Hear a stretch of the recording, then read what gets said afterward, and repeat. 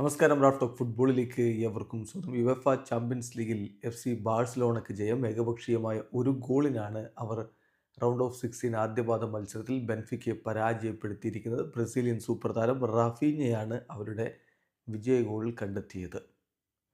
മത്സരത്തിൽ ബാഴ്സലോണയുടെ മുന്നേറ്റങ്ങൾ നയിച്ചുകൊണ്ട് ആദ്യ 11-ൽ Robert Lewandowski, Raphinha, Dani Olmo, Lamine Yamal എന്നിവരൊക്കെ ഒരുമിച്ചാണ് ഇറങ്ങിയത്. മറുഭാഗത്ത് പാവലിഡീസിനെ മുന്നിൽ നിർത്തിക്കൊണ്ടാണ് ബെൻഫിക്ക അവരുടെ തന്ത്രങ്ങൾ മെനഞ്ഞത്. ബാഴ്സക്ക് പക്ഷേ അവരുടെ തന്ത്രങ്ങളും മറ്റുമൊക്കെ പെട്ടെന്ന് തന്നെ മാറ്റേണ്ടി വന്നു. കളി അരമണിക്കൂർ പിന്നിടും മുമ്പേ പാവു കുബാസിക്ക് റെഡ് കാർഡ് കണ്ട് പുറത്തു പോവേണ്ടി വന്നു. 22-ാം മിനിറ്റിൽ ലഭിച്ച ആ റെഡ് കാർഡ് ഹൻസി ഫ്ലിക്കിന് തൻ്റെ തന്ത്രങ്ങളും ഫോർമേഷനും ഒക്കെ മാറ്റാൻ നിർബന്ധിതനാവേണ്ടി വന്നു.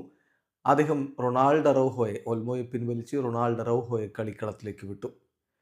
അതേസമയം ബെൻഫിക കിട്ടിയ അവസരങ്ങൾ ഗോളാക്കി മാറ്റാനുള്ള ശ്രമങ്ങളിലേക്ക് കടക്കുകയും ചെയ്തു. ബാഴ്സലോണ 10 പേരായിട്ട് ചുരുങ്ങിയിരുന്നല്ലോ.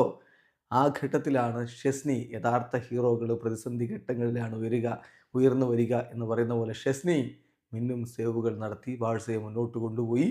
കളിയുടെ 61-ാമത്തെ മിനിറ്റിൽ റാഫീഞ്ഞയുടെ ഗോൾ. ആ ഗോളിന് ഒടുവിൽ FC ബാഴ്സലോണ വിജയിച്ച് കയറി. ബാഴ്സലോണയുടെ താരങ്ങളൊക്കെ ഈ അതായത് 10 പേരായിട്ട് ചുരുങ്ങി എന്നതിനോട് നല്ല രൂപത്തിൽ അഡ്ജസ്റ്റ് ചെയ്ത് കളിച്ചതിൻ്റെ ഫലമാണ് ഈ വിജയം.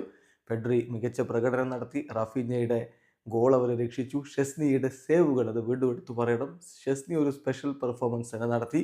അദ്ദേഹത്തിൻ്റെ സേവുകളാണ് ബാഴ്സക്ക് ഇപ്പോൾ ആദ്യ പാദത്തിലെ വിജയം സമ്മാനിച്ചിരിക്കുന്നത്. വീഡിയോ അവസാനിക്കുന്നു.